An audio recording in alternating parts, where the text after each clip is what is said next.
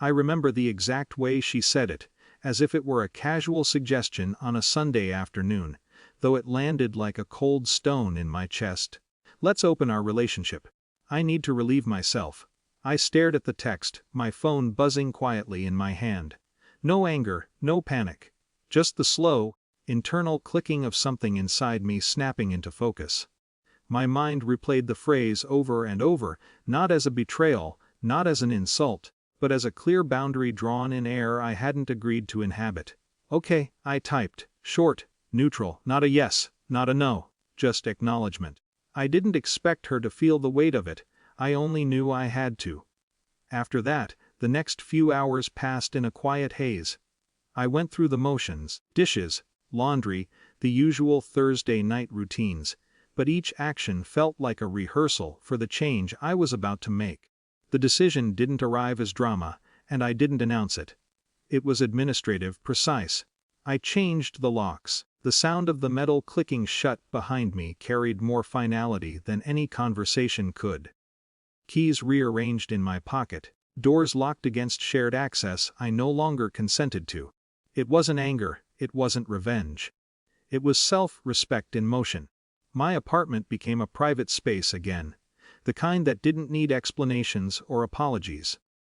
The next week passed without incident, or rather, with its own kind of tension. Messages came in, 1, 2, 3, notifications that I didn't open, didn't answer. Each ping was a small reminder that she expected engagement, dialogue, negotiation even. But all she received was the void of absence. Silence, I realized, was more eloquent than any justification.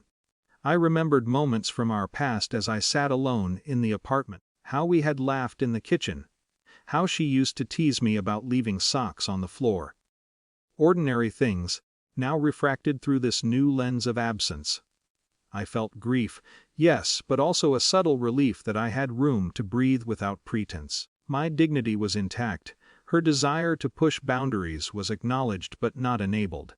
And then the external consequence appeared, clear, unmistakable. She called the building manager, trying to get access. The voice on the other end of the line was polite, but firm. The locks had been legally changed. Entry was denied. She was outside, literally facing a boundary enforced by authority, not by argument. The concrete reality of it struck her before any conversation could. Power shifted silently, inexorably. A week later, she messaged again. This time, more personal. "Why have you gone silent?" I stared at the words. The expectation was obvious. She thought there would be explanation, perhaps negotiation, perhaps tears or anger. None of those were coming. I could have typed something, a brief line acknowledging the impossibility of her request, but I didn't. Silence had already said everything. Silence had drawn the line, not in sand, but in metal and procedure. The quiet in the apartment seemed amplified now, filled with memory and absence at once. I walked through the rooms, touching surfaces, noticing the small ways life felt uncluttered. Relief and sadness coexisted in that space, neither dominant, both present.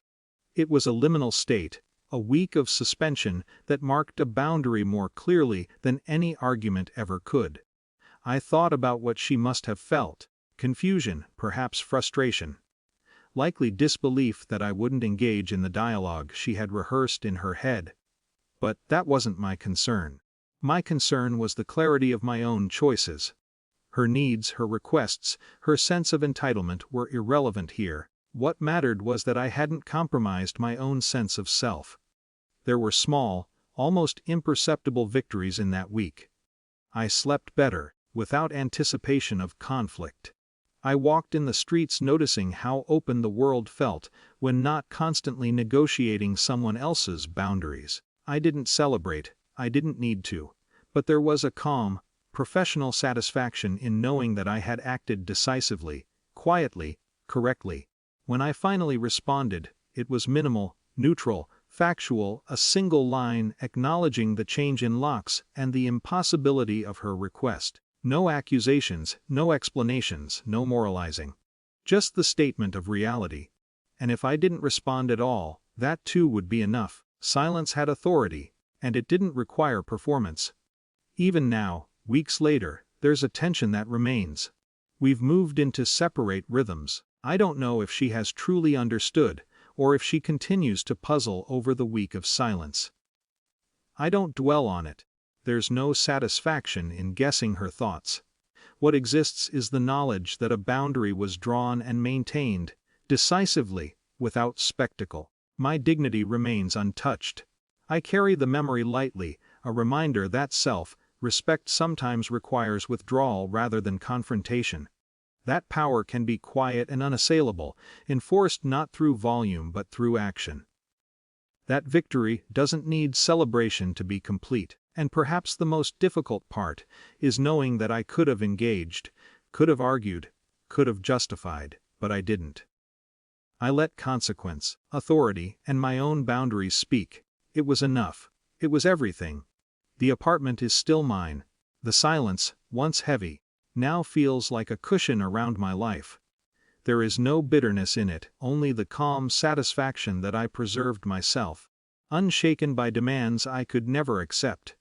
And in that quiet, I learned something that conversation could never teach, that dignity is strongest when it requires no applause.